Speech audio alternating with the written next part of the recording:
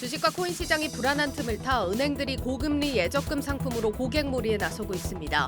단기 상품을 선호하는 투자자들의 취향을 감안해 하루만 맡겨도 이자를 주는 상품들이 대거 출시되고 있습니다.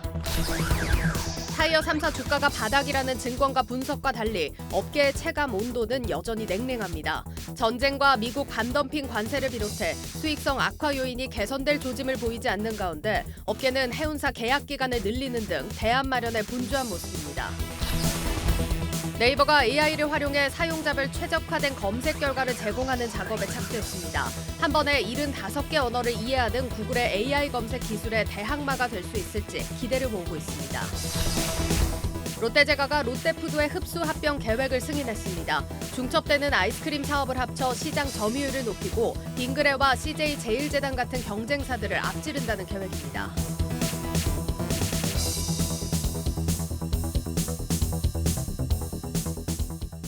여러분 안녕하십니까. 5월 27일 뉴스플러스 시작합니다. 먼저 증시 상황부터 진단합니다. 증시프리즘 홍원표 기자 나와 있습니다. 홍 기자, 오늘 우리 시장 아주 기분 좋게 마무리가 됐네요. 네, 오늘은 기관의 매수에 양시장 모두 상승 마감했습니다. 예. 기관이 이제 양시장 모두 매수를 했고 외국인은 코스피에서 2천억 원가량 매수했지만 코스닥은 1,500억 원 매도했습니다. 개인은 반대로 코스피에서 7천억 원 이상 팔고 또 코스닥은 833억 원 사들였습니다. 최근 2주 동안 기관이 좀 꾸준하게 들어오는 게 확인되고 있습니다. 예, 어제 시장 마감 때는 그렇게 흐름이 좋지가 않았는데 오늘 다시 좀 상황이 좀 바뀐 것 같습니다. 어떤 영향으로 봐야 될까요? 네, 최근 증시가 좀 거시 환경에 따라서 좀 갈팡질팡 방향성을 좀 못 잡고 있는데요. 예. 오늘 국내 증시 상승은 아무래도 이제 지난밤 뉴욕 증시가 오른 게 좀 영향을 미쳤습니다. 뉴욕 증시 3대 지수가 모두 2%가량 상승했습니다. 미국 정부가 1분기 경제 성장률이 1.5% 감소했다고 발표했는데 지난달 발표한 이제 속보치보다 0.1%포인트 더 낮았습니다. 근데 예. 개인 소비 지출은 잠정치인 최근에 발표한 잠정치가 0.4%포인트 더 높게 개선이 나왔습니다. 됐네요. 네. 예. 그렇기 때문에 시장에서는 이 인플레이션임에도 불구하고 소비 심리가 나쁘지 않다, 좀 이렇게 바라보고 있습니다. 또 오늘은 원달러 환율이 크게 하락했습니다. 10원가량 하락하면서 한 달 만에 1,250원대로 내려왔습니다. 이렇게 되면 좀 외국인이 국내 증시에 좀 더 들어올 요인이 생겼다고 보시면 될 것 같습니다. 네, 이제 시장이 금리 인상 자체보다는 경기가 그걸 받쳐줄 수 있느냐, 감당할 수 있느냐, 여기에 더 무게를 두는 모습입니다. 특히 이제 환율 같은 경우는 지금 1,250원대가 돌아온 게 지금 얼마 만입니까? 거의 뭐 한 달 만인데 지금 뭐 경기 회복에 대한 기대감, 그리고 어제 한국은행이 기준금리를 올리면서 이런 효과들이 이제 반영이 된 게 아닌가 싶습니다. 기관들이 요 며칠 지금 순매수를 이어가고 있는데 오늘 특히 태양광을 많이 매집을 했다고요? 네, 오늘 기관이 가장 많이 담은 종목이 한화솔루션입니다. 그리고 예. 네 번째로 담은 종목이 이제 OCI인데요. 기관은 한화솔루션 그리고 OCI를 3거래일 연속 매수하고 있습니다. 그리고 현대에너지솔루션이라는 이제 기업도 있는데 무려 9거래일 연속 매수를 하고 있습니다. 이 태양광 섹터는 최근 바이든 대통령이 이제 방한을 하고 나서 시장에서 큰 관심을 받고 있습니다. 국내 기업들도 이 신재생 에너지에 대한 대규모 투자 계획을 잇따라 내놓기도 했는데요. 또 지난 18일이죠. EU에서 발표한 신재생 에너지 투자 계획도 주가에 긍정적인 영향을 주고 있습니다. 네, 또 오늘 지금 주목해서 봐야 할 섹터로 여행주와 항공주를 들고 왔습니다. 6월 10일부터 일본 여행이 가능해진다고요? 네, 일본이 이제 2년 만에 외국인 관광객을 이제 받아들이기로 했습니다. 일본은 코로나19 확산을 막기 위해서 지난 2020년 4월부터 외국인 관광객을 이제 받지 않고 있었는데요. 예. 다음 달 10일부터는 외국인 관광객을 이제 패키지로 받겠다 이렇게 이야기를 했습니다. 여기서 이제 특이한 점이 당분간은 패키지, 단체 여행객들만 받겠다는 개인 점인데 여행은 안 된가 그렇습니다. 보죠? 예. 그렇기 때문에 오늘 이제 패키지 여행 상품을 많이 파는 이제 하나투어나 노랑풍선 이런 모두투어 같은 기업들이 큰 폭으로 상승했습니다. 예. 그리고 오늘 이제 항공주도 많이 올랐는데요. 김포 하네다 노선이 2년 만에 다시 이제 운항을 하기 때문입니다. 이 김포 하네다는 양국의 수도인 서울과 도쿄를 잇는 가장 짧은 노선입니다. 코로나19 확산 전까지는 연간 한 200만 명 정도가 이 노선을 이제 이용을 했는데 예. 2020년 3월부터 한 2년간 이제 중단이 되어 왔습니다. 그런데 이제 다음 달 8일부터 이 노선이 운항이 재개된다는 소식에 진에어와 TA항공, 에어부산 같은 LCC 회사들이 오늘 주가가 급등했습니다. 네, 여행객들 정말 많이 몰리겠네요. 다음 주에는 어떤 일정을 좀 눈여겨봐야 될까요? 네, 다음 주에는 오는 30일 그리고 31일에 EU 정상회담이 예정돼 있습니다. 예. 이번 회담에서는 이제 러시아 우크라이나 전쟁으로 인한 에너지 공급 문제를 좀 논의할 예정인데 러시아산 원유 수입 금지 조치에 대해서 조금 EU 국가 간에 이제 이견이 있습니다. 헝가리나 체코 같은 국가들은 러시아산 수입 비중이 60%가 넘거든요. 그렇기 예. 때문에 이 부분에 대해서 좀 더 논의할 필요가 있다. 우리에게 좀 시간을 달라 이런 입장이어서 좀 합의에는 좀 시간이 걸릴 것으로 보이고 그리고 이제 6월 1일에는 우리 이제 지방선거도 있고 또 중국 상하이 락다운이 해제가 됩니다. 이제 예. 코로나19 확산을 막기 위해서 잠시 봉쇄를 했었는데 이 락다운이 해제된다는 소식에 또 국내 오늘 증시에서 상하이 봉쇄 해제와 관련한 테마주들이 급등하는 모습을 보였습니다. 네, 다음 주도 격변의 한 주가 되겠습니다. 증시 프리즘 홍원표 기자였습니다.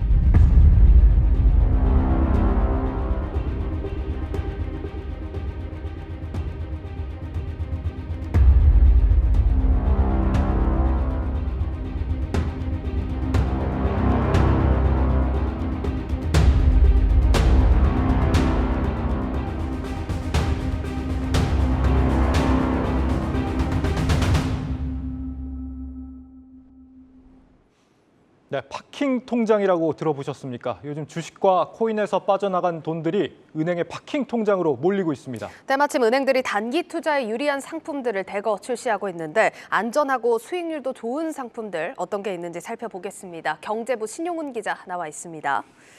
신 기자, 요즘 시장에서 투자금이 많이 빠지고 있다. 아까 영상으로도 저희가 확인을 해봤는데 얼마나 빠진 겁니까? 일단 먼저 고객들이 이 투자하려고 증권사에 맡겨둔 돈이죠. 고객 예탁금 규모를 좀 살펴보면 예.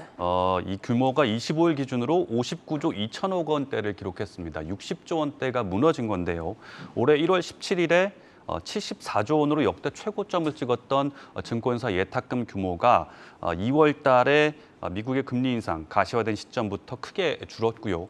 이후에도 뭐 경제 성장률 위축된다. 그리고 또 국내 한국은행도 금리 올린다라는 얘기들이 지속되면서 계속해서 줄어왔습니다. 예. 이어지면서 이달 들어서는 60조 원 아래로 쪼그라들었는데 특히 증시 거래대금도 감소세를 면치 못하고 있는 그런 실정입니다. 26일 기준 코스피 시장의 일평균 거래 대금을 보면 8조 6천억 원을 기록했거든요.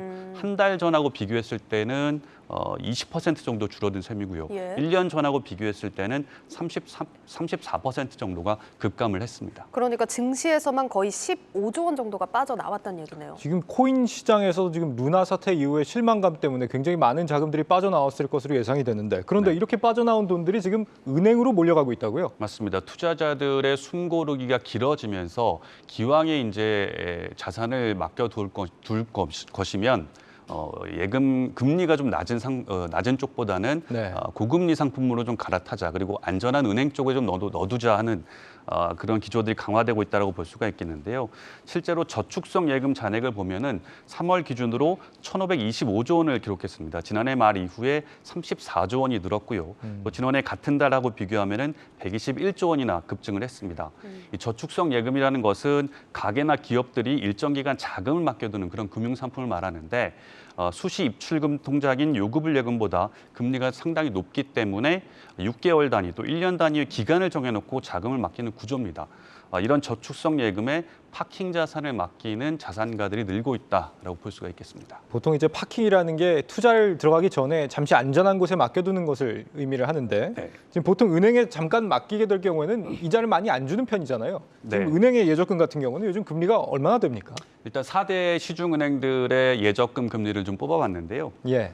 예금의 경우에는 우리은행의 우리 첫거래 정기예금이 가장 높았고요. 적금의 경우에는 신한은행의 안녕 반가워 적금이라는 상품이 금리가 가장 높았습니다. 특히 우리은행의 3.1%짜리 예금은 시장금리 상승에 발맞춰서 4월 초에 새롭게 출시가 된 상품인데 오늘 이제 추가로 금리 인상을 단행하면서 최고금리 상품이 올랐고요. 예. 신한은행의 적금 상품은 지난해 11월 출시가 됐을 당시에 4.2%였는데 올 들어서 0.2%포인트 금리를 올렸습니다.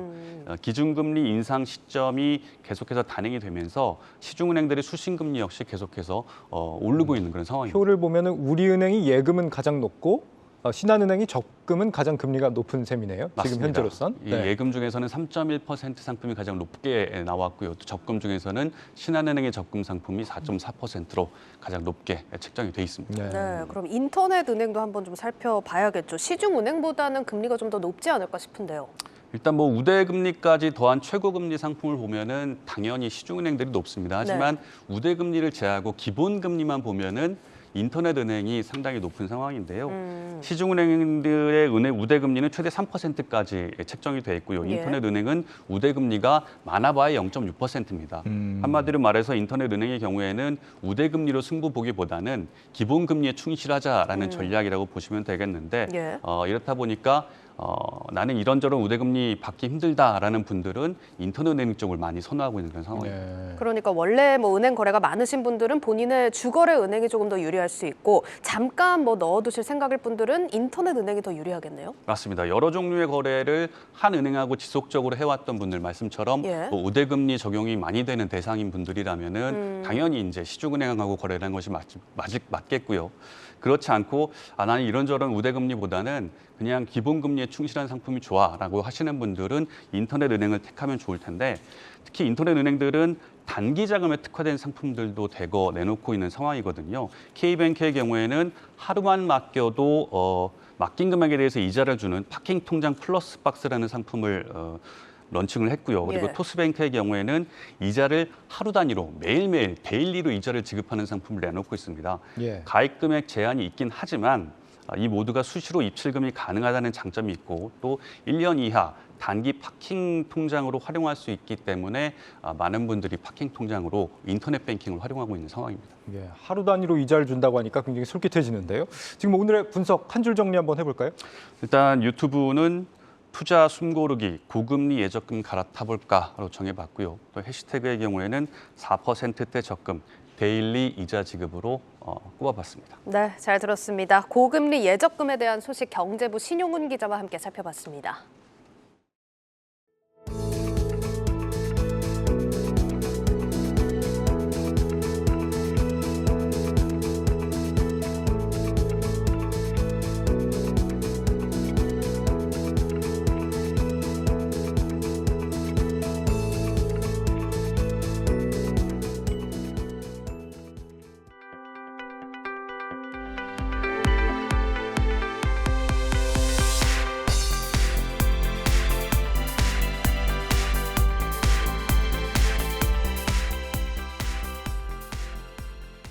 요즘 경영 상황이 좋지 않은 국내 타이어 3사 2분기 이후 전망을 놓고 증권가와 타이어 업계가 서로 다른 전망을 내놓고 있다고 합니다. 산업부 신재근 기자와 알아봅니다. 신 기자, 이 타이어 3사가 지금 한국, 금호, 넥센 이렇게 세 곳입니다. 요즘 뭐 어떤 게 그렇게 어렵습니까? 일단 타이어 3사는 우리 경제를 짓누르는 이런 어려움 대부분에 노출됐습니다. 일단 생산 단계부터 시작해서 이 제품 출하 단계까지에 있어서 물류비가 이제 비용이 굉장히 많이 늘었습니다. 먼저 제품 생산 단계에 있어서는 그 타이어를 만들 때 필요한 필수 재료인 이 천연 고무 가격이 크게 올랐고요. 그 다음에 제품 출하 단계에서는 일단 그 전쟁 등의 영향으로 이 물류 대란이 심화되면서 물류비 부담이 늘었습니다. 그 상하이 컨테이너 운임 지수는 1년 전보다 20% 넘게 올랐고요. 그다음에 천연 고무 가격은 10% 가까이 또 올랐습니다. 또 차량용 반도체 대란으로 이 차량 생산이 감소하면서 이 타이어 판매 또한 좀 쉽지 않은 상황이라고 합니다. 이 영향으로 타이어 3사의 올해 1분기 실적은 부진했습니다. 한국 타이어의 영업이익은 이 1,200억 원 수준으로 이 지난해 1분기보다 무려 30% 넘게 줄었고요. 금호 타이어는 5억 원으로 이 적자를 겨우 면했고 넥센 타이어는 400억 원 넘는 영업 적자를 기록했습니다. 특히 한국 타이어의 영업이익률은 이 작년 1분기 11%대에서 올해 7%로 크게 떨어졌습니다. 노조 파업으로 인한 생산 차질까지 겹쳐서 이 한 자릿수 영업이익률이라는 이 결과를 낳았습니다. 그러니까 원자재 값하고 물류비가 올랐고 여기에 차 생산까지 줄고 있다.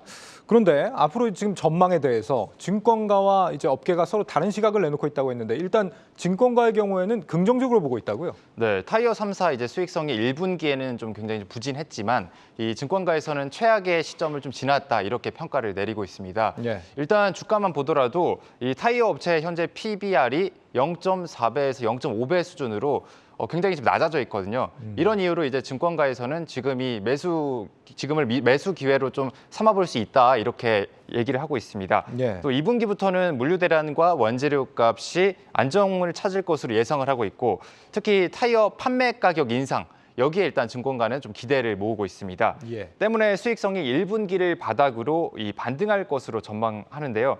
증권가 실적 추정치를 보면 한국 타이어의 3분기 영업이익은 이 1분기보다 500억 원 정도 늘어날 것으로 예상됩니다. 이 금호 타이어는 260억 원으로 또 늘어날 것으로 보이고요. 넥센 타이어는 이 흑자로 전환할 것으로 예상됩니다. 재료비, 물류비 인상분을 판매가를 올려서 상쇄할 수 있다라고 보는 건데 이게 실제 좀 가능한 얘기인가요?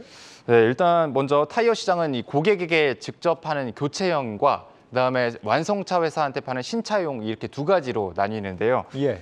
보통 타이어 회사 실적에서 이 교체용이 차지하는 비중이 70에서 80%로 압도적으로 높습니다. 예. 증권가가 이제 가격 인상에 이제 주목하는 이유이기도 한데요. 보통 일반 소비자들이 우리 타이어를 생필품 사듯이 이렇게 자주 사지는 않잖아요. 그렇죠. 네, 그러다 보니까 이제 교체 주기가 6개월 이상으로 긴데 타이어 업체가 가격을 올려도 좀 소비자들 가격 저항에 좀 덜 부딪힙니다. 아직 한국에서 판매가가 얼마나 오를지는 알려지지는 않았지만 2분기 이후 한국 타이어 업체는 유럽에서 최대 10%, 북미에서는 4% 정도 인상할 것으로 예상됩니다. 예. 네, 증권가에선 타이어 가격을 높이면 이제 그만큼 마진이 높아지기 때문에 이 실적 개선으로 이어질 것으로 보고 있습니다. 증권가에서는 그렇게 보고 있다는 거고 그런데 이제 타이어 업계가 내놓는 반응은 여기와는 정반대 상황이라고요?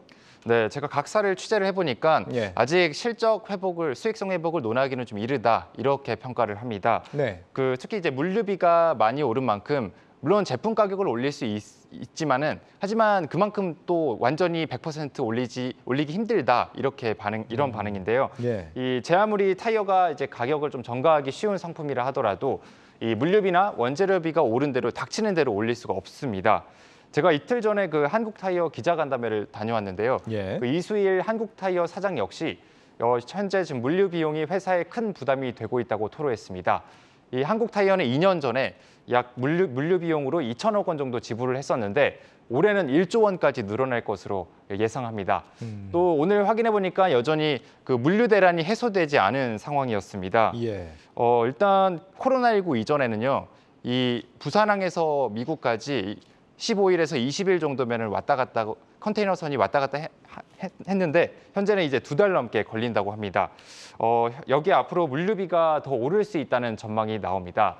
이 해운 시장이 하반기에 성수기에 진입하기 때문인데요. 예. 이 하반기는 새학기도 있고 크리스마스도 있고 또 블랙 프라이데이 이 소비 시즌이기 때문에 물동량이 늘어날 것으로 예상됩니다. 이렇게 되면은 타이어 업체들의 물류비 부담이 더욱 늘어날 수밖에 없습니다. 여기에 또 미국 상무부가 작년부터 한국 타이어 업체에 반덤핑 관세를 물고 있습니다. 한번 반덤핑 관세를 부과하면은 이 5년간 이어지는 걸 감안하면 최소 5년은 추가 비용을 부담해야 되는 상황입니다. 또 타이어 노조의 이런 리스크도 또 있습니다. 이 반덤핑 관세는 이번 정상회담 때 왜 논의가 안 됐나 싶기도 하네요. 이 업계 얘기를 들어보면은 단기간에 상황이 나아질 것 같지는 않다 이런 반응인 것 같은데 네. 업계도 여기에 대해서 좀 대응에 나서고 있는 게 있다고요? 맞습니다. 한국 타이어는 일단 먼저 이 물류비를 좀 줄이기 위한 이 작업에 나섰습니다. 예. 보통 타이어 회사들은 이 해운사와 6개월에서 보통 한 1년 정도 이 단기 계약을 좀 맺는데요. 근데 이 기간을 3년으로 좀 늘려서 이 수익 비용을 좀 줄여보겠다는 계획입니다. 예. 네, 계약을 이제 자주 하게 되면 이제 그때그때 가격을 올려야 되는 부담이 있는데 3년마다 하면 일단 타이어 회사에 또 유리하겠죠. 또 수익성이 좋은 18인치 이상 고인치 타이어 위주로 판매를 이어가겠다는 방침입니다. 이 고인치 타이어는 고급차에 탑재되는 만큼 가격이 비쌉니다. 한국타이어는 전기차 전용 타이어 개발도 마치고 이달부터 판매에 들어갑니다. 아무래도 전기차는 배터리가 들어가다 보니까 이 제동이나 커브를 놓을 때 타이어 성능이 일반 타이어보다 좋아야 됩니다. 예. 그만큼 높은 기술력을 필요로 하다 보니까 가격이 비싸질 수밖에 없고요. 이 금호 타이어도 마찬가지로 이 고수익 제품인 고인치 타이어 판매를 늘리고 제품가 인상으로 대응하겠다는 계획이고요. 마지막으로 넥센 타이어 역시 원재료 가격 변동에 대응해 기존 천연 고무를 대체할 수 있는 물질 개발을 하고 있습니다. 저인치 타이어 공급이 줄면 또 이것대로 가격이 올라가 버리는 요인이 되는 건 아닌지 우려가 됩니다. 산업부 신재근 기자였습니다.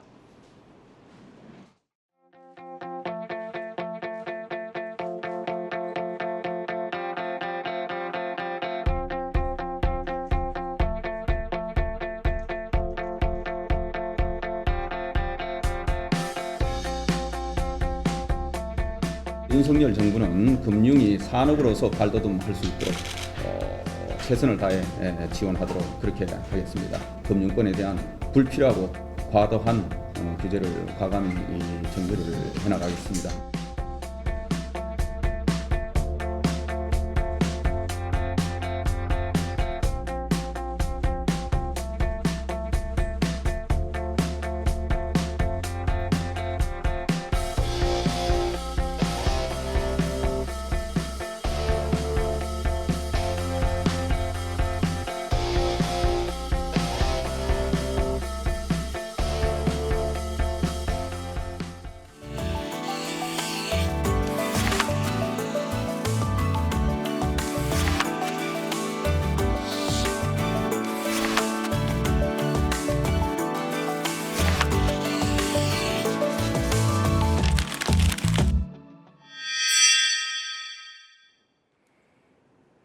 네, 맛집을 찾거나 궁금증을 해소하고 싶거나 이런 일상의 다양한 순간에서 우리는 검색창을 활용합니다. 이 네이버를 통한 검색 수가 하루에 3억 회가 넘는다고 하는데 이제 우리 삶의 일부가 된 이 검색 시스템 어떻게 변화하게 될까요? 먼저 네이버의 인공지능 검색이죠. 에어서치의 총괄 개발자를 임동진 기자가 직접 만나보고 왔습니다. 국내를 대표하는 검색 서비스 네이버의 통합 검색은 어떻게 달라지고 있을까요? 네이버의 AI 기반 검색 에어서치를 총괄하는 최재호 책임 리더를 신석 1784에서 만났습니다. 최재호 책임 리더는 2003년부터 네이버의 검색 서비스 개발에 참여해온 베테랑 개발자입니다.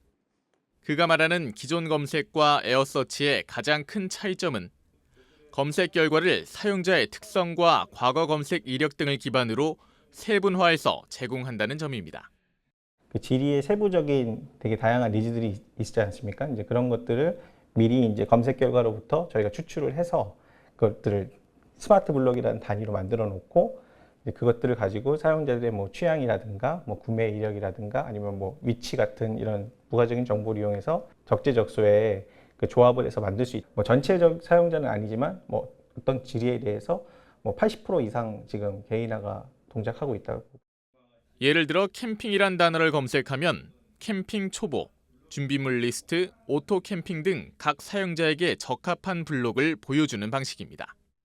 네이버는 에어서치의 어드바이저, 즉 조언가 역할까지 더해 또 한 번 발전시킬 계획입니다. 결국 검색이라는 것이 사용자가 원하는 것들을 얻기 위해서 탐색하는 과정인데 그 과정을 줄여주겠다. 예를 들어서 제가 어떤 혈압을 낮추는 법이라고 검색을 하면은 단순히 그 혈압을 낮추는 거에 대한 정보를 얻는 게 아니라 실제 제 혈압을 낮추고 싶어서 검색을 하셨을 거잖아요. 이제 그런 것처럼 실제 액션까지 이제 검색이 해결해 주면 좋겠다. 그 유니버설 어드바이저를 통해서 이 사람한테 그 사용자한테 당신에게는 이런 혈압을 낮추는 게 필요해요라고 어드바이저, 정말 말 그대로 상담을 해줄 수 있는 기능까지 생각을 하는 거죠. 마치 검색 고수가 도와주는 것처럼 더 빠르면서도 정확한 검색 결과를 얻어낼 수 있는 겁니다. 점점 더 발전하는 검색을 통해 최 책임 리더는 우리의 삶이 더 풍요로워지길 기대합니다. 내가 일일이 노력하지 않아도 그 정보들이 내가 쉽게 얻을 수 있게 되고 그걸 통해서 이제 더 많은 그런 미처 예전에 알지 못했던 새로운 사실들을 발견하게 되고 결국은 이제 인간의 삶이 풍요로워져야 되잖아요. 저희가 자율주행 돼가지고 운전을 안 하면 그 시간에 딴 걸 할 수 있듯이 저희가 또 검색이 점점 편해지면은 그 시간에 저희가 딴 걸 할 수도 있고 그 더 좋은 예전에 몰랐던 그런 어떤 지식이나 정보들을 싹 쌓을 수 있지 않을까라는 생각을 하고 있습니다. 네, 검색 서비스의 현황과 미래에 대해서 IT 바이오부 임동진, 정호진 기자와 조금 더 깊게 이야기 나눠보도록 하겠습니다. 네, 먼저 임 기자, 일단 네. 에어서치 총괄 담당자를 직접 만나고 오셨는데 이게 네이버 검색이 그러니까 소비자, 개개인의 조금 더 맞춤화된 서비스를 제공한다 이런 얘기인 거죠? 네, 맞습니다. 기존에는 우리가 그 통합 검색을 하면은 뭐 지식인, 이미지, 또 뭐 뉴스, 동영상, 쇼핑 등 콘텐츠 유형으로 각 분류한 그 소위 말해서 우리가 그 방에 들어갔다 나왔다 하면서 이거 맞나 아닌가 이렇게 왔다 갔다 하면서 찾는 그런 그쵸. 과정이 필요했는데 예. 이제는 검색하는 사용자의 취향 또 검색 이력이나 쇼핑 이력에 따라서 검색 결과를 사용자의 의도에 따라 모아서 분류해서 제공해 줄 수 있도록 바뀌고 있다는 건데요. 뭐 예를 들어 여행이란 단어를 검색하는 것도 뭐 혼자 가는 여행인지 아니면 뭐 가족과 아이와 함께 가는 여행인지에 따라 그 내용이 바뀔 수밖에 없잖아요. 그렇네요. 네, 그래서 이번에는 제가 마스크라는 단어를 정호진 기자와 각각 검색해 봤는데요. 예. 저기서 왼쪽에 있는 게 이제 제가 검색한 건데 저는 세부리형 마스크를 보통 선호해요. 그래서 주로 온라인으로 그런 브랜드 제품을 많이 사는데 그래서 그런지 저한테는 저 세부리형 마스크라는 게 따로 뜨는데 이 정호진 기자는 그렇지 않거든요. 그러니까 그런 게 뜨지 않는 거죠. 같은 같은 검색어를 단어를 입력했지만 검색했는데도 다른 겁니다. 그 저의 이력, 검색 이력 등을 참고해서 그 결과가 나오는 거예요. 예. 그러니까 이 검색 결과가 각각의 개인화되고 있다는 얘기죠. 네. 지난해 말 이 같은 AI 검색이 기반이 되는 이 각 주제별로 모아놓은 스마트 블록이 전체 검색에 10% 적용됐다면 올해 말까지 그 비중을 30%로 늘리는 게 네이버의 목표입니다. 예. 결국 우리가 A라는 목적지를 갈 때 기존의 통합 검색이 10분이 걸렸다면 이 에어서치는 5분으로 그 시간을 줄여주고 또 더 발전하게 되면은 그 시간을 1분까지 줄이는 게 네이버가 추구하는 방향이라고 볼 수 있겠습니다. 알겠습니다. 지금 뭐 키워드 검색을 좀 대표적인 예로 한번 살펴봤는데 우리가 요즘에는 검색할 때 키워드 말고 좀 다양한 방법들을 사용하잖아요. 네, 일단 이 스마트폰을 통해서 그 렌즈로 또 촬영해서 하는 방식도 있잖아요. 영상을 한번 보시겠습니다. 이 네이버 앱으로 이미지나 제품을 촬영하면 관련 검색 결과가 뜨는데 네. 최근에는 이미지에 더해서 검색어를 추가로 넣어서 하는 방식까지 나왔습니다. 사진 촬영 후에 텍스트를 입력해서 더욱 구체화된 정보를 찾는 겁니다. 예. 뭐 로우타 신발 이미지를 검색하고 나서 거기에 이제 색상이나 소재 등 추가 단어를 더해서 찾고자 하는 제품을 검색하는 방식인데요.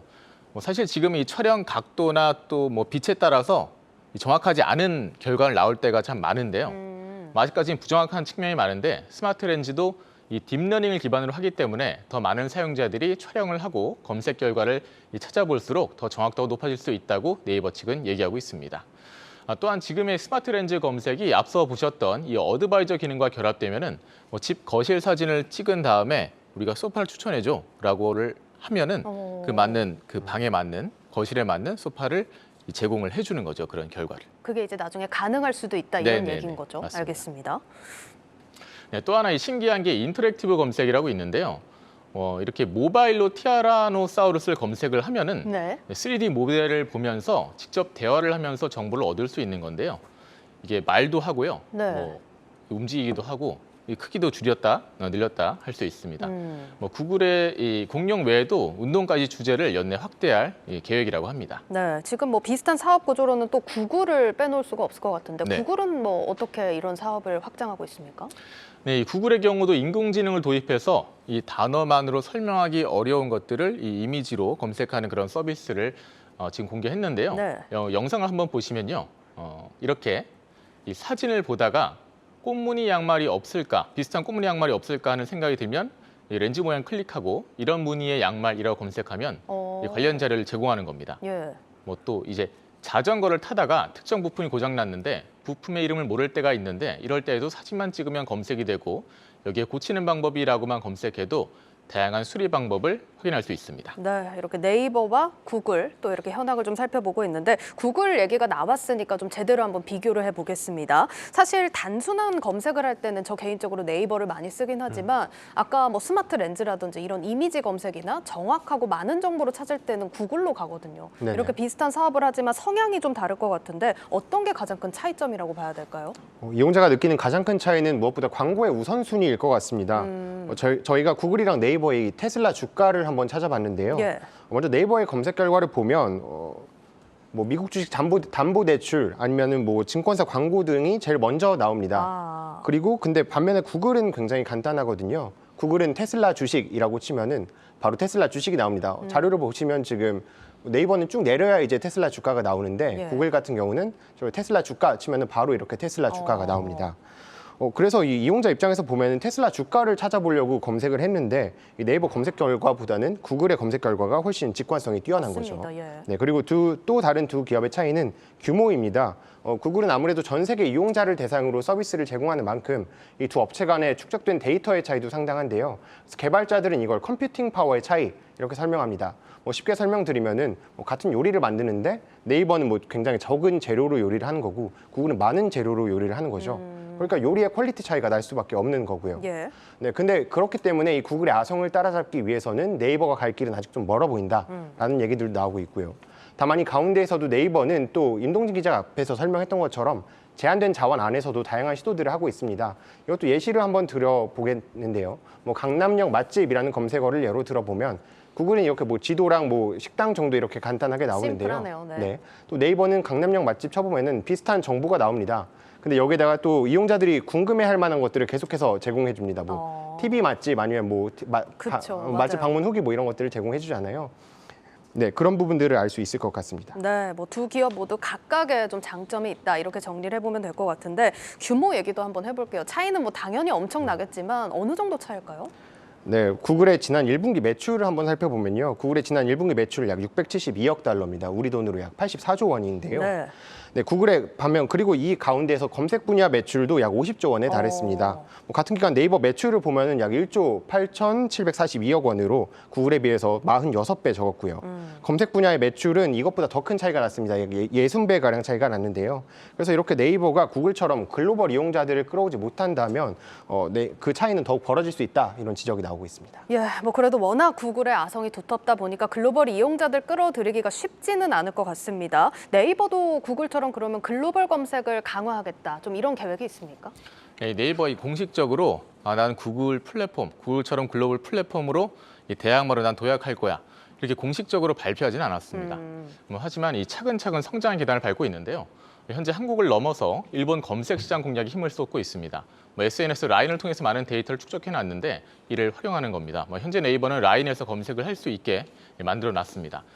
네이버는 현재 한국어 외에 다양한 언어에서 검색 성능을 테스트하는 것은 물론 마이크로소프트 등에서 글로벌 검색 개발자들을 스카우트하는 등 이 글로벌 역량 확대를 위해서 내부적으로 많은 노력을 하고 있고요.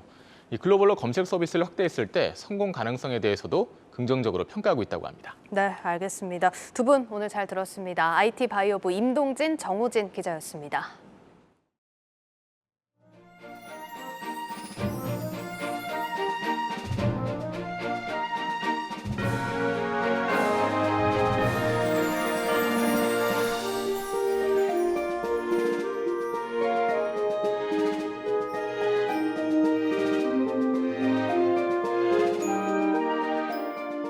일하는 방식 개선과 일생활 균형 문화의 정착을 위해 근무혁신 우수 사례가 산업 현장에 확산되도록 노력함과 동시에 현장의 애로사항을 세심히 살피면서 필요한 정책적 지원을 아끼지 않도록 하겠습니다.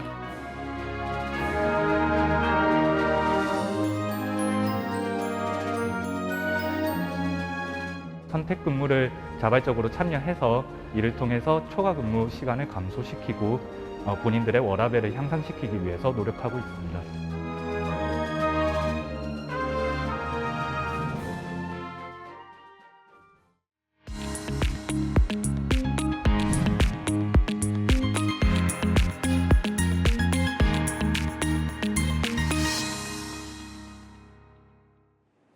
네, 오늘 롯데제과가 롯데푸드를 흡수 합병하기로 최종 결정했죠. 자세한 사안 유통산업부 박승환 기자와 함께 살펴보도록 하겠습니다.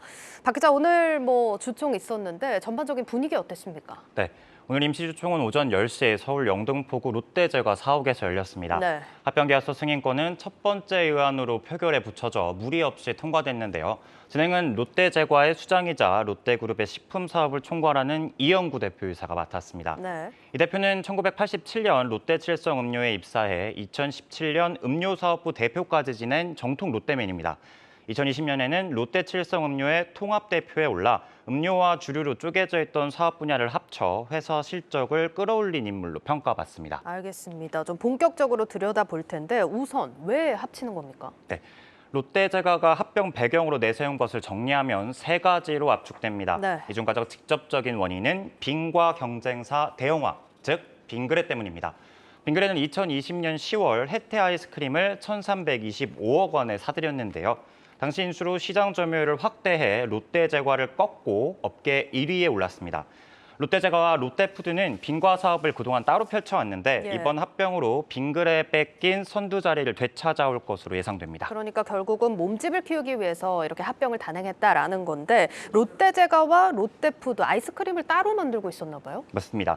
월드콘이나 설레임, 옥동자는 롯데제과의 브랜드고요. 예. 아만나, 돼지밥, 거부갈 등은 롯데푸드가 만듭니다. 네. 빈그레는 투게더, 혜태는 브라보쿤이 대표 상품인데요.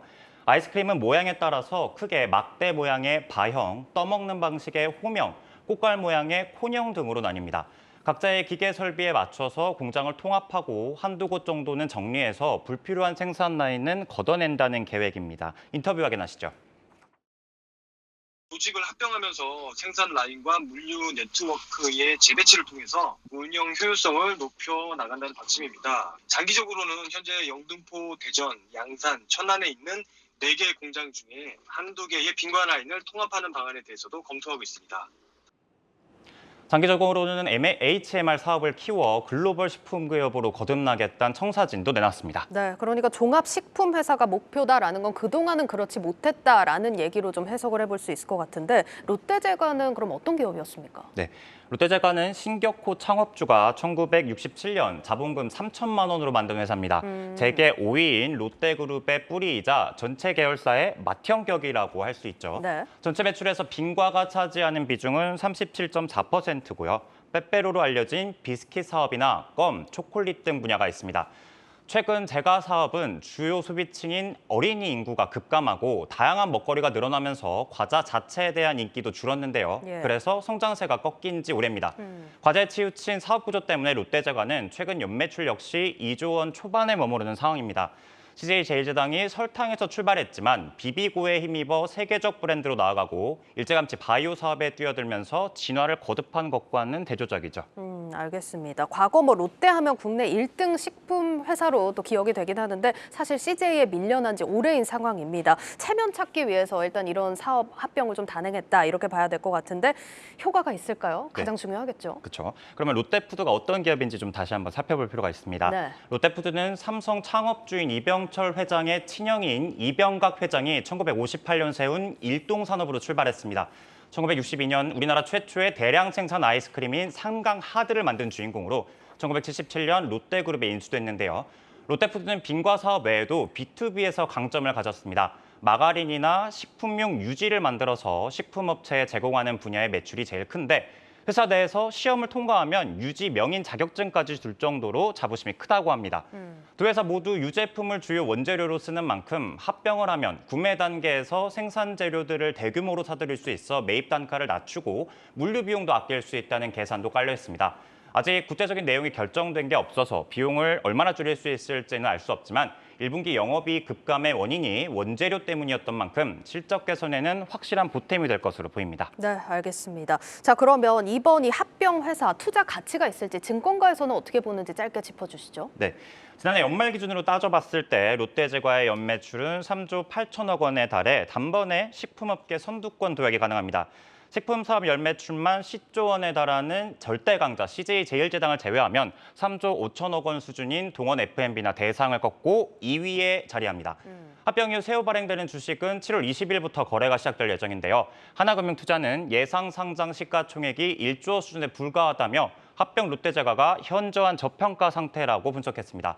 오늘 종가 기준 CJ제일제당의 시가총액은 6조 원 수준인데요. 합병 롯데제과의 매출이 CJ제일제당의 40%에 달하고 퍼가 9.96배인 점에서 나온 판단으로 풀이됩니다. 다만 앞서 짚어본 대로 국내 사업 환경이 쉽지 않은 상황인데다 아직 구체적인 결합부 비전이 나오지 않은 만큼 물리적 통합을 넘어 화학적 결합을 이뤄낼 수 있을지는 과제로 꼽힙니다. 네, 여기까지 듣겠습니다. 유통산업부 박승환 기자였습니다.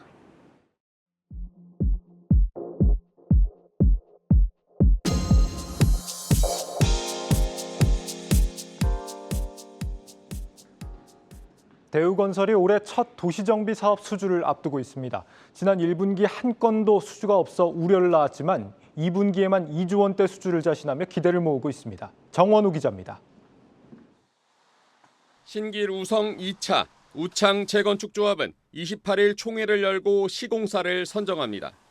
신길동 일대 우성 2차 아파트와 우창 아파트를 통합 재건축하는 3천억 원대의 도시정비 사업입니다. 대우건설과 DL건설이 맞붙었는데 대우건설이 선정되면 올해 첫 도정사업 수주입니다.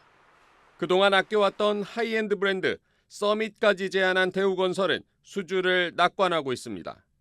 올 초 중흥건설에 최종 인수된 대우건설은 주택 전문가 백정환 사장을 대표이사로 내세웠지만 도정 수주는 오히려 잠잠했습니다.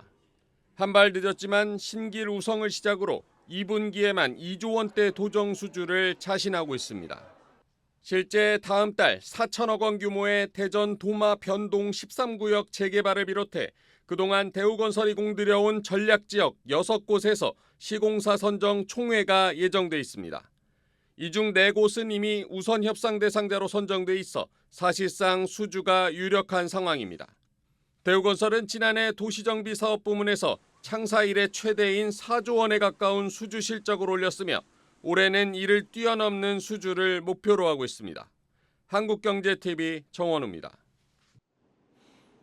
국내 2,500개 상장 기업 가운데 1년 전보다 주가가 하락한 종목은 10곳 중 7곳이 넘습니다. 인플레이션 공포와 경기 침체 우려로 얼어붙은 우리 시장의 현주소입니다. 특히 그중에서도 가장 공포스러운 건 성장주의 부진입니다. 성장주의 대표 주자였던 네이버와 카카오, 대형 게임 회사 크래프톤의 주가는 모두 고점 대비 반토막 수준입니다. 이제 바닥을 다지고 다시 과거의 영광을 되찾을 수 있을 것인가?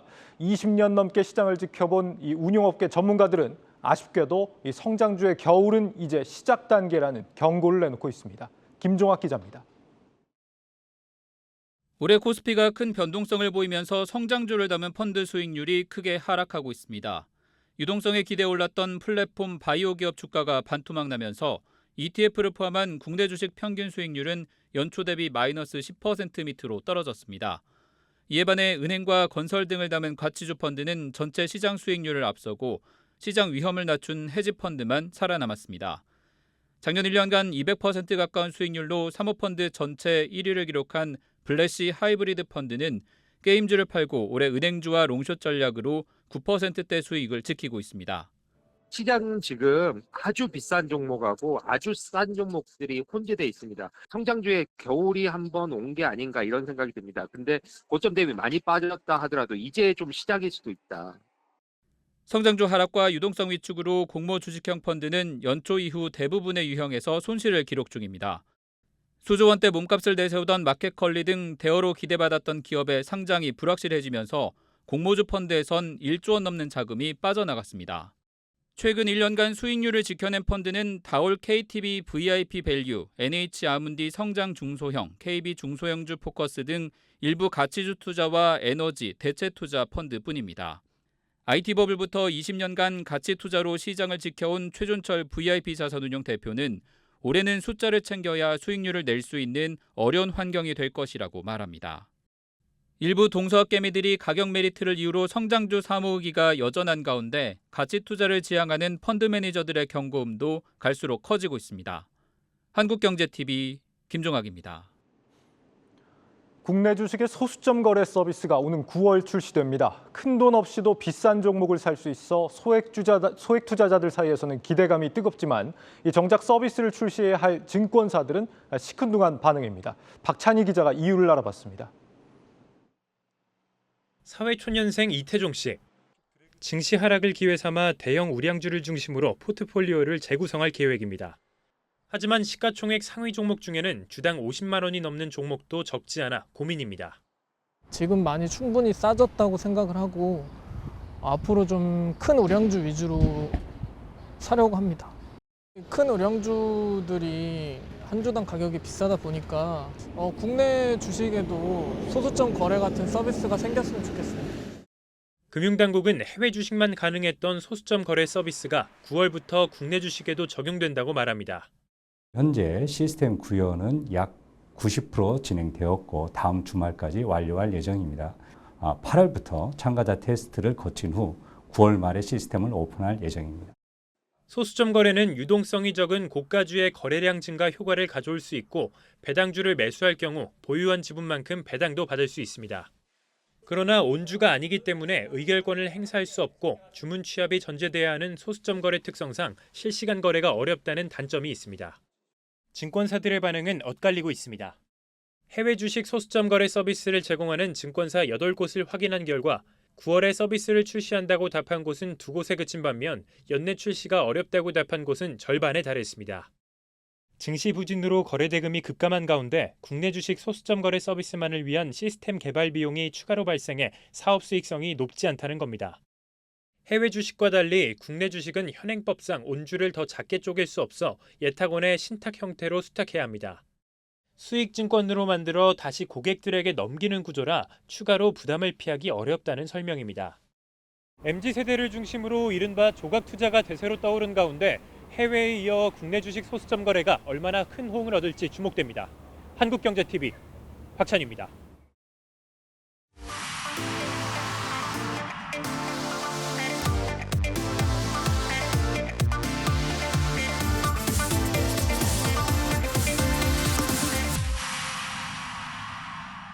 네, 고 웨스트 시간입니다. 금요일은 글로벌 콘텐츠부 이지우 기자와 함께 하겠습니다. 이 기자, 오늘은 키워드를 보기에 앞서서 이 기자가 이제 세계적인 경영 석학을 직접 만났다고요? 네, 제가 바로 만나고 왔습니다. 네. 네, 4차 산업혁명 가속화와 코로나19 장기화에 따라서 제조업을 비롯한 전통산업 질서가 좀 재편되고 있습니다. 최근에는 미중 무역 갈등, 러시아의 우크라이나 침공 등으로 자국 우선주의가 대두되면서 글로벌 가치사슬도 빠르게 변화하고 있는데요. 이런 대전환기에 어떻게 대처하느냐에 따라서 조직의 미래가 좌우되는 만큼 리더의 역할이 매우 중요해진 요즘입니다. 이 해법을 얻기 위해서 세계적 경영석학으로 불리는 게리 하멜 런던 비즈니스 스쿨 교수를 직접 만나고 왔습니다. 세계적인 경영석학으로 불리는 게리 하멜 런던 비즈니스 스쿨 교수는 이르면 여름께 세계 경제가 경기 침체기에 빠질 것이라고 경고했습니다. And so we're going to have to go through a time of deleveraging, of paying down and retiring some of that debt. And that tends to be deflationary, and typically that will lead to a recession. So I don't see any way out of that. 경기 침체기를 돌파하려면 글로벌 생산성 성장률을 끌어올려야 한다며 대표적인 사례로 중국의 하이얼, 미국의 뉴코를 꼽았습니다. There are companies that understand this and have really created an entirely new employee-centric model. And by the way, those companies all outperform their competitors, every single one. So the benefits are extraordinary when you unleash this human capacity. 생산성 성장률을 높이기 위해서는 직원 중심의 경영 혁신이 필요하다는 것. 경영 혁신을 위한 최우선 과제로는 기업의 관료주의 문화를 개선해야 한다고 지적했습니다. Right, the average large organization today around the world has 8 layers in it. And what that means is if you have 8 layers and the power kind of trickles down to employees, by the time you get down to the front lines, those people don't have enough freedom to do much of anything except take orders. 게리 하멜은 또 인터넷이 새로운 사업 질서의 기초가 되는 1990년대 인터넷 혁명에 이어 관리 및 조직 체계에서의 패러다임 변화가 일어날 것으로 예상했습니다. 끝으로 해외 기업 가운데 벤치마킹할 리더로는 일론 머스크 테슬라 CEO를 꼽았습니다. and we're lucky to have people like that, where you do not have to rely on one single brilliant CEO to kind of push the organization forward, where everybody every day is innovating, has the freedom to do that. 한국경제TV 이지우입니다. 네, 이어서 이지우 기자와 뉴욕 증시 상황 또 살펴보도록 하겠습니다. 이 기자 오늘 키워드 바로 보죠. 네. 네, 오늘 키워드 가성비 대 프리미엄이네요. 네, 가성비가 좋으십니까? 프리미엄이 좋으십니까? 저는 사실 프리미엄이 좋은데 네. 항상 가성비를 사게 되더라고요. 저도 그렇습니다.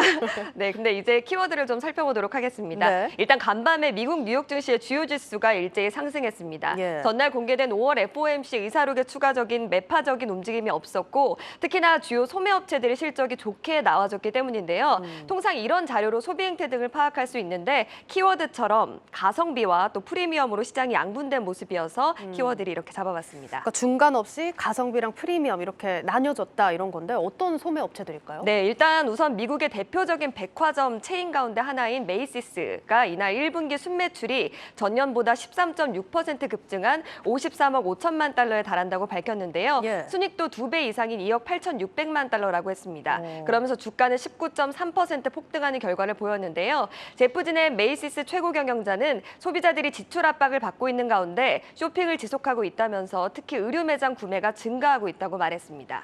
실적이 좀 확실히 보여준 케이스인 것 같은데 네. 가성비 업체는 어딜까요, 그럼? 미국판 다이소라고 들어보셨습니까? 아니요, 어딜까요? 네, 달러트리라는 곳인데요. 1달러 숍입니다. 예. 네, 1분기 순이익이 5억 3,640만 달러에 달해서 지난해 동기 3억 7,450만 달러를 훌쩍 넘었고요. 예. 이에 주가가 21.9% 상승 마감하는 모습을 보였습니다. 이 마이클 위틴스키 달러트리 최고 경영자는 1분기 중 평균 상품 가격을 1.25달러대로 전환한 것이 판매 및 마진 개선에 기여했다고 설명했습니다. 네, 메이시스와 달러트리가 이런 상황을 좀 여실히 보여줬는데 이렇게 시장이 양분된 이유가 뭘까요? 아무래도 40년 내 최고로 치솟은 인플레이션 때문으로 보이는데요. 서민들은 인플레이션으로 고통을 받고 있기 때문에 원달러숍 같은 업체들을 찾고 있지만 고소득 중산층 이상은 여전히 백화점을 찾고 있다는 의미가 될 것으로 보입니다. 그러면 이게 뭐 단순히 보자면 미국 시장 소비가 늘어나고 있다 이렇게 해석을 해도 될까요? 하지만 이게 다는 아닌 점이 좀 아쉬운 부분으로 꼽히는데요. 네. 앞서 말씀드린 제프진의 메이시스 최고 경영자는 소비자들이 여전히 소비를 하고 있지만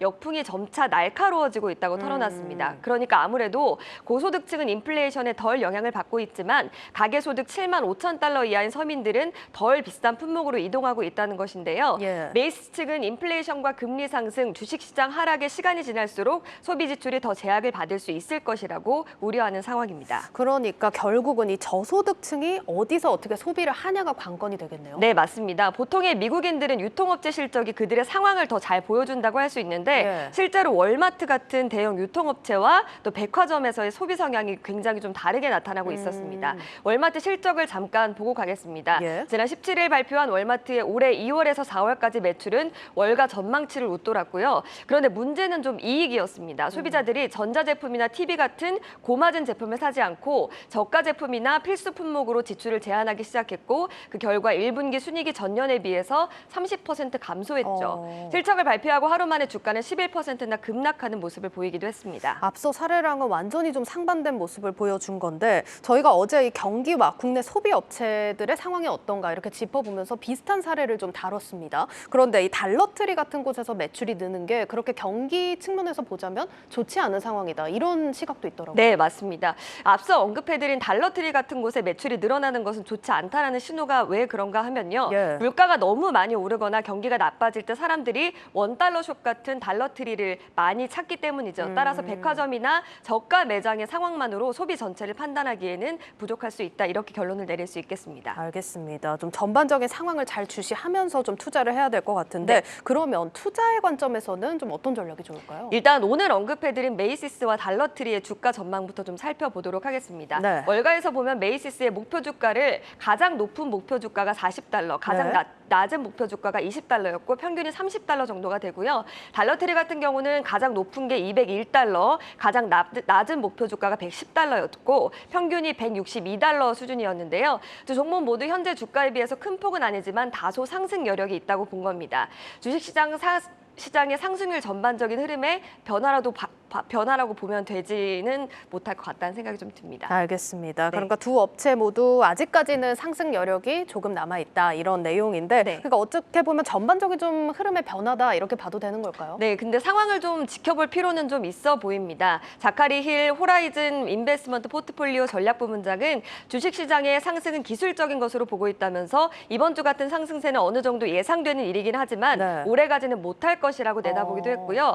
피터 오펜하이머 골드만삭스 수석 글로벌 주식 전략가도 비슷한 생각을 가지고 있었는데요. 그는 1년에 좋은 데이터가 나오기 전에는 조심스럽다면서 인플레이션 피크는 주식에 긍정적이며 우리가 그것을 보기 시작하고 있지만 아직 이르다. 우리는 시장이 약간 출렁이는 상태로 남아있을 것으로 본다고 전했습니다. 다시 말해서 4월 PCE는 기본이고 3월 CPI를 거쳐서 여름 내내 인플레이션 지표가 크게 내려가고 그럼에도 불구하고 여전히 경기가 좋음을 보여줘야 한다는 의미가 될 것으로 풀이가 됩니다. 네, 알겠습니다. 여기까지 듣겠습니다. 고 웨스트 오늘 이지우 기자와 함께했습니다.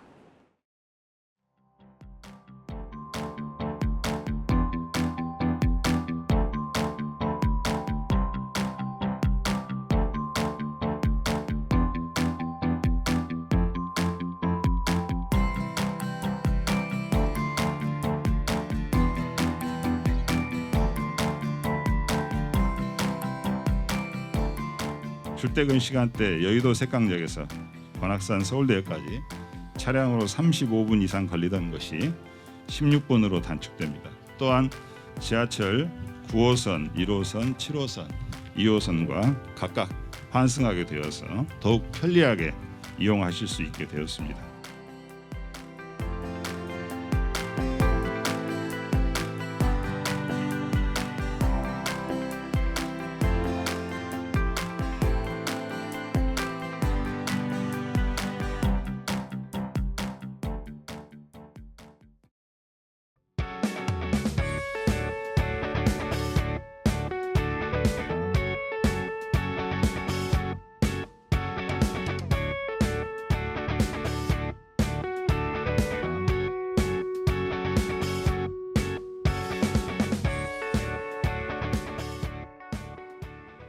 네, 내일자 한국경제신문 미리 살펴봅니다. 첫 번째 기사, 이 국내 주류 시장이 급성장하고 있다라는 기사입니다.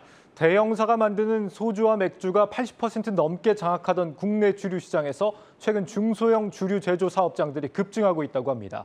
지난해 기준 주류 제조 면허는 총 2,717개로 이 코로나 이전인 2019년과 비교하면 274개가 증가했습니다. 이 주세법이 개정되고 코로나 이후 홈술 문화가 확산됐다는 점, 또 이 가수 박재범의 원소주나 제주 맥주 같은 매기의 출몰이 불을 당겼다는 분석인데 9조 원에 달하는 국내 주류 시장이 앞으로 더 성장할 것이라는 기대감이 높다는 내용입니다. 네, 다음으로는 국민연금기금운용위원회가 국내 주식 보유 비중을 줄이고 해외 주식 비중은 확대하는 중기 자산 배분안을 의결했다는 기사입니다. 이 중기 자산 배분안은 국민연금이 매년 수립하는 5년 단위 기금 운용 전략인데요. 이 전략에 따라 918조 원에 달하는 국민연금 기금의 자산 보유 비중이 달라지게 됩니다. 국민연금은 이날 결정에 따라 지난 2월 말 현재 16.8% 수준인 국내 주식 비중을 2027년까지 14%로 줄이기로 했다고 합니다. 당초 2026년까지 14.5%로 줄이기로 했던 계획을 0.5%포인트 더 낮추기로 한 거죠. 반면 해외 주식 비중은 2026년까지 38.5%로 높이려던 계획을 2027년까지 40.3%로 더 확대하기로 했다고 합니다. 이는 고령화로 닥칠 기금 감소기에 금융시장 충격을 분산하기 위한 조치인데 이번 조치로 한국 주식의 중장기적 상승 여력은 이전보다 감소할 수밖에 없다는 소식까지 전해드리겠습니다. 뉴스플러스를 마치겠습니다. 여러분 고맙습니다.